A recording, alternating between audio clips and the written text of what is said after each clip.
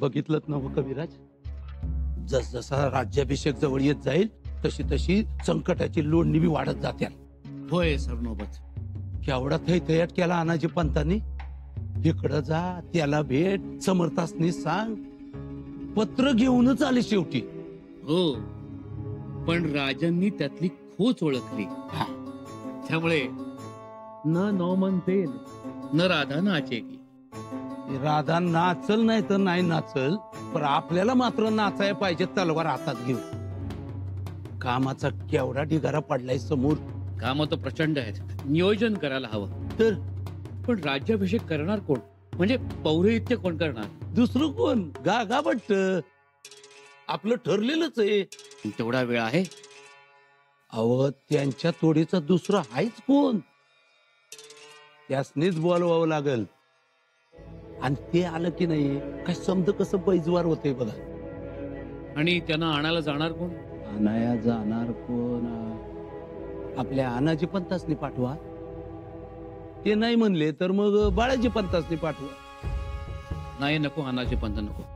त्यांना लांबच ठेवूया. आणि बाळाजी पंतांनी अशा वेळी रायगडावरून लांब असणं योग्य नाही. शिवाय वेगानं जाणारा माणूस हवा. हुशार, निष्ठावंत, विश्वासू हवा. माणूस हाय, एक माणूस हाय. कोण?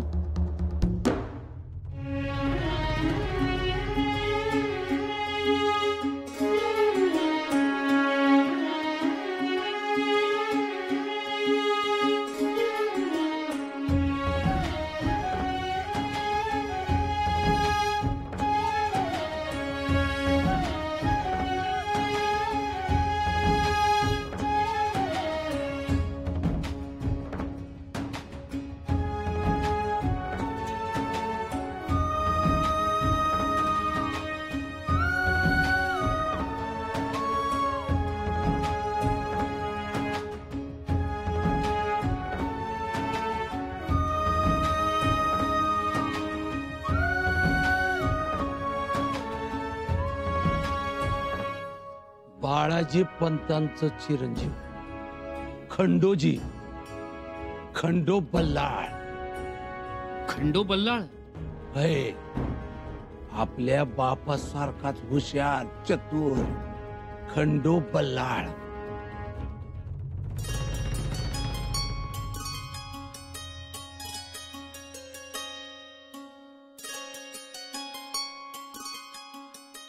भीमाजी जी, गड्या तू बनवलेल्या तलवारीला अशी तेज धार असते का वार होताच गनिमाचं मुंडकं धडावरून जमिनीवर घरंगळलंच म्हणून समज.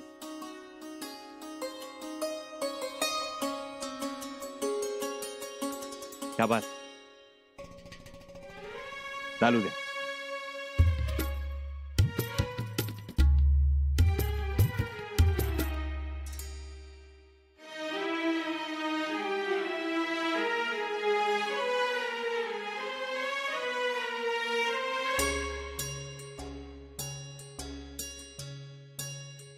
राजे, खंडोजी, खंडोजी काय चाललंय?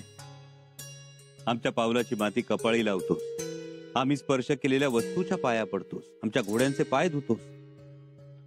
आताही आम्ही साधी तलवार हातात काय घेतली, तू कपाळी लावलीस?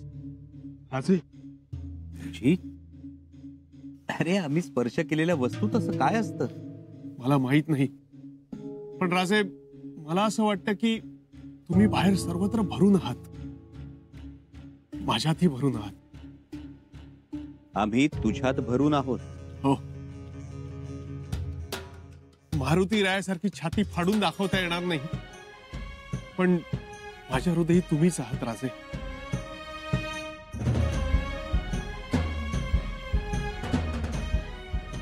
खंडोजी, कल्पना आहे आम्हाला.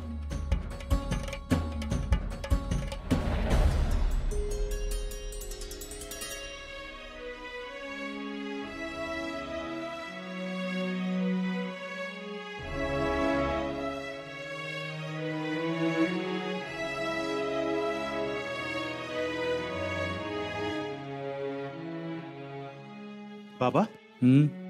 अहो थाळा नाही घेतलात तुम्ही? हो नंतर घेऊ, आता सवड नाहीये. आऊजी कुठे? आम सदैवर आहे, बोलून घेऊ. हो, कारण ही निमंत्रण एकट्याने संपणार नाहीये. राज्याभिषेकाची निमंत्रण आहेत. अहो मग आणखीन 3-4 सर काकून घ्या ना मदतीला. असं आहे खंडोजी, संपूर्ण भारतवर्षाच्या राजे रजवाड्यांना, सरदारांना, अमीर उमरावांना निमंत्रण पाठवायची आहेत. राजाचं पत्र म्हणजे स्वराज्याच्या कारभाराचा आरसाच असतो असे आम्ही समजतो. म्हणजे जशी शीतावनं भाताची परीक्षा करतात ना, तशी पत्रावरनं राज्याच्या राज्य कारभाराची परीक्षा केली जाते. त्यामुळे प्रत्येक पत्र हे सुबक सुवाच्य अक्षरात पाहिजे. शब्दरचना, भाषा आणि महत्वाचं म्हणजे मायना प्रभावी पाहिजे. म्हणून आपण पत्र लिहितोय. याकरता आनंदच कुठला. खरंय बाबा, माझ्यासाठी तर हा फार मोठा आनंदाचा प्रसंग आहे. मराठी मुलखाचा, मराठी मातीचा हा आनंद सोहळा. हो, आनंद सोहळाच आहे हा. बाबा मला ना शंभूराजात तर महाराजच दिसतात. तेच बोलणं, तेच वागणं, हसणं देखील अगदी तेच महाराजांसारखं. मी तर ठरवलंय, शंभूराज सिंहासनावर बसले ना की त्यांना सगळ्यात अगोदर महाराज म्हणून मीच हाक मारणार आहे. तूच आवाज दे. पंत, आपल्याला सदरेवर बोलावलं आहे. सदरेवर आलोच. सदरेवर जाऊन येतो.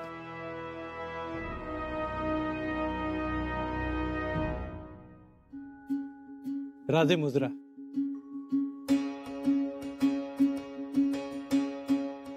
या बाळाजी काका. राजे एवढ्या तातडीने बोलवलं? होय, बाळाजी काका तुम्हाला तातडीनं निघायचं आहे काशीला. काशीला?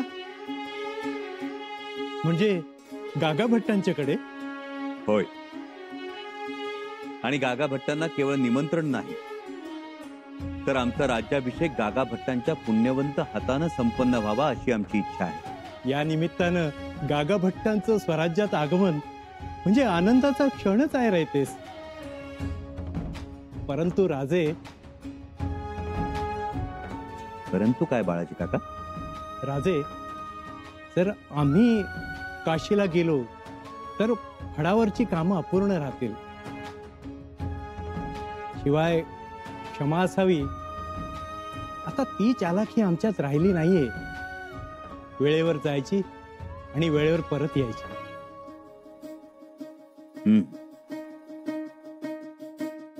तसं असेल तर आणखी एक नाव आहे आमच्या मनात. कोणते नाव?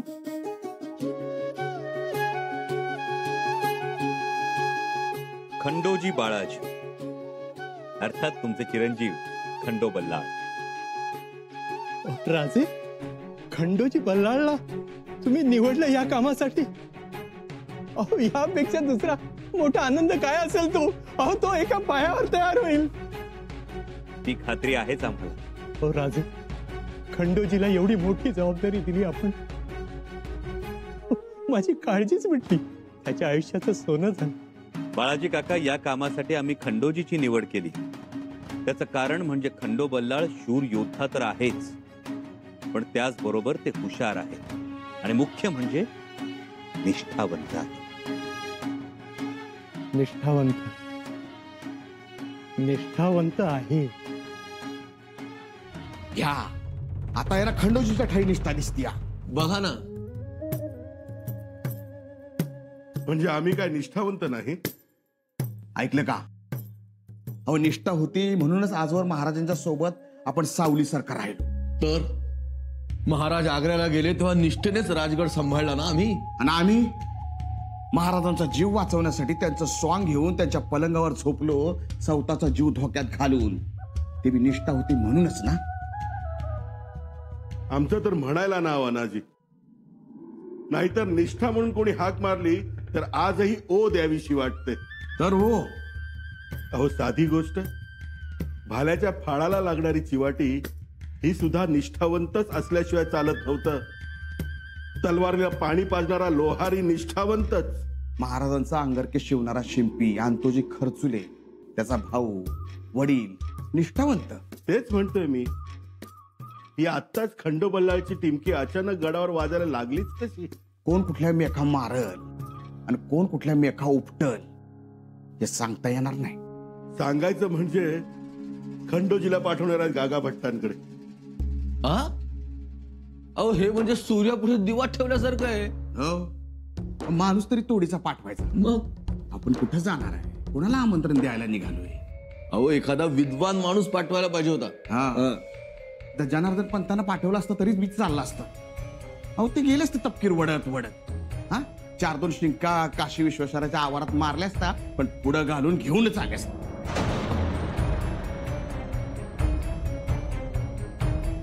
तेच नको. आता काय झालं? तुमच्या एक गोष्ट लक्षात येते का? कोणती? गागा भट्ट आले आणि त्यांच्या शुभ हस्ते जर संभाजीराजांचा राज्याभिषेक झाला तर अख्ख्या हिंदुस्थानात त्यांचा डंका वाजेल, त्यांचा उदो उदो होईल. ते होणारच हो. गागा भट्ट आहेत ते काशी धर्मपीठाचे मुख्य, मोठा अधिकार आहे त्यास. आणि अशा वेदोनारायणकडून जर मान्यता मिळाली तर शंभूराजे आपल्या कक्षेच्या बाहेर गेलेच म्हणून समजा. ऐकलं का? आता तुम्ही एक गोष्ट ऐका. शंभूराजांच्या पत्त्यावर पडणारी एकही गोष्ट होऊ देऊ नका. पंत, आपल्याला काहीतरी करायला पाहिजे. करू, नक्कीच करू, केलेच पाहिजे. आपले मुसळ केरात जाऊ द्यायचे नाही.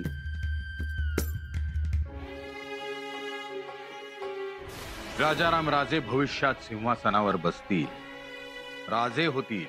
त्यांच्या भोवती अनेक उलथापालथी घडतील, परंतु निभावून जातील. आणि विशेष म्हणजे राजाराम राजे यांना सिंहासनावर बसवण्यामध्ये एका कणखर स्त्रीचा हात असेल. बाळराजेंच्या पत्रिकेत राज्याभिषेकाचा योग आहे असं गागा भट्टांनी पत्रिका पाहून सांगितलेलं लख्ख आठवत आहे आम्हाला. आणि तसंही गागा भट्टांच्या अभ्यासावर, अधिकारावर आमचा विश्वास आहे. पण राज्याभिषेक तर शंभूराजेंचा होतोय.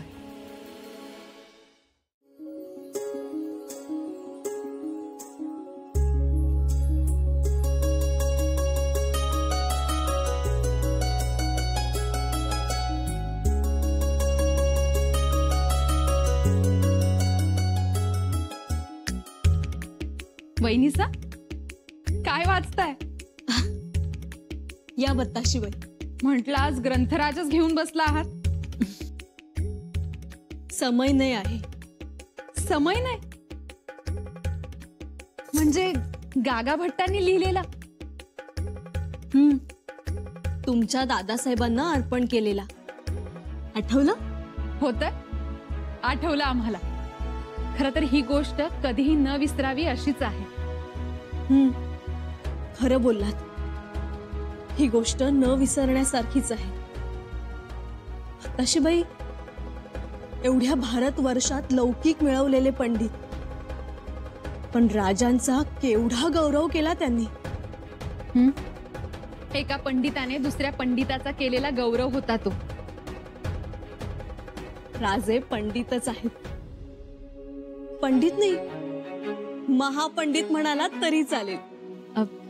आमंत्रण धाडलं जातंय गागा भट्टांना असं ऐकलंय. हो, आमंत्रण पाहिल्याबरोबर येतील ते. म्हणजे लगेच निघतील रायगडावर येण्यासाठी. येणारच, कारण त्यांचे शब्द खरे ठरत आहेत. गागा भट्ट म्हणाले होते आमचे दादासाहेब सवाई शिवाजी राजे होतील म्हणून. मग आता त्यांनी वर्तवलेल्या सवाई शिवाजी राजेंचा राज्याभिषेक करायला त्यांना केवढा आनंद होईल. खरंच हो, खूप आनंद होईल. गागा भट्टांनी दादासाहेबांचा आनंदच चिंतला. बघा ना, पहिल्याच पानावर अर्पण पत्रिकेत त्यांनी लिहिलंय, दिन करत नयेन तेन गागा विद विबुधेन निरीक्ष सन्निबंधान रघुवर कृपया मुनानिबद्ध समयनय सुखमेतू शंभूराजा. या ग्रंथाने शंभूराजे आनंदी व्हावे. सुखमेतू शंभूराजा म्हणजे गागा भट्ट नक्की येणार आणि सोहळाही नक्की होणार. बत्ताशीबाई, तुमचे दादासाहेब आणि आमचे युवराज आता छत्रपती होणार.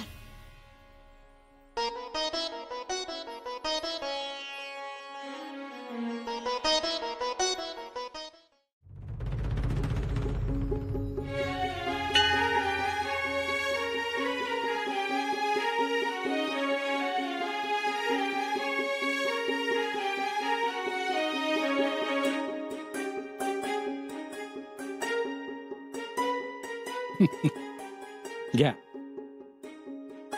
मी नका काळजी करू बाबा. तेव्हा काळजी कशी करू नको. राजाने एवढं जोखमीचं काम दिलंय, ते आनंद आहेच, पण काळजीही वाटते. तुम्ही निवांत राहा बाबा. मी निवांतच आहे, पण रस्ता दुर्गम आहे ना, आणि शिवाय गागा भट्टांना सुखरूप रायगडापर्यंत आणायचंय. तुमचा आशीर्वाद आहे आणि राजांचा विश्वास आहे. खरं तर मी गागा भट्टांना घेऊन लवकरच परत येणार, कारण राजांचा राज्याभिषेक झाल्यानंतर त्यांना सगळ्यात प्रथम मीच महाराज म्हणून हाक मारणार. तुझी ही इच्छा जरूर पूर्ण होणार. हो. पथक आलं, घोडी आली, तयार. शुभम भवतु. खंडोजी,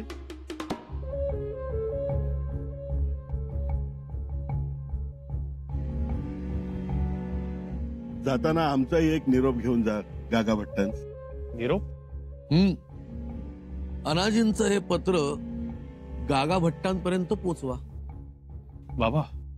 अरे बाबांना काय विचारतोस? अरे हे काय ओझं आहे का? हातात जरशी तर द्यायचं. रावजीला ना द्या त्यांना. घ्या.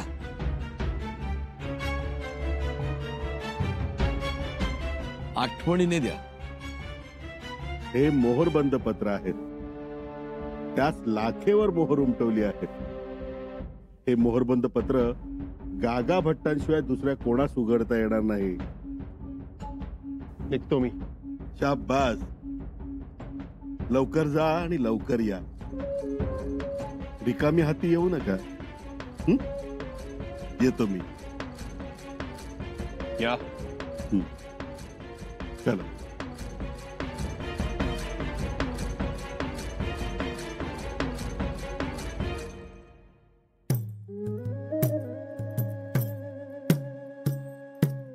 काय रावजी नाना, काय वाटतं? गागा भट्ट काही आता येत नाहीत. मारला की नाही पायानं तिढा? मारलात. आता गागा भट्टांनी पत्र वाचल्याबरोबर त्यांचं तोंड दक्षिणेऐवजी उत्तरेस फिरेल हे खात्रीशीर.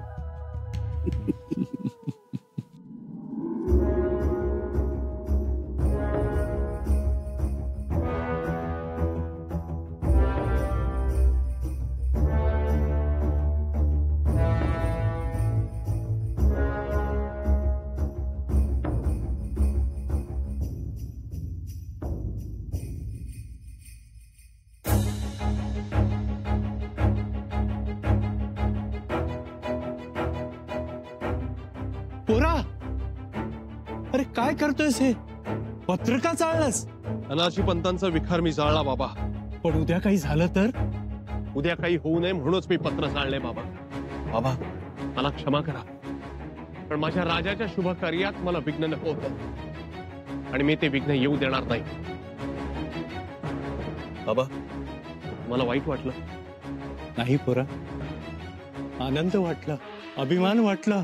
ज्या तडफेनं मागचा पुढचा विचार न करता तू पत्र जाळलंस, त्यात तुझ्या धैर्याची वाहवा. बाबा, पण स्वामी निष्ठा शेवटपर्यंत सोडू नकोस. ती शेवटपर्यंत राहील बाबा. मला माझ्या शंभूराजांशिवाय दुसरं काही दिसत नाही. माझं जगणं मरणं केवळ शंभूराजांसाठी.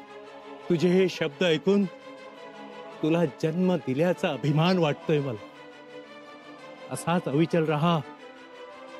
जर नाव लौकिक कमवायचं असेल तर स्वामीनिष्ठा कधीही सोडू नकोस. ती शेवटच्या श्वासापर्यंत राहील.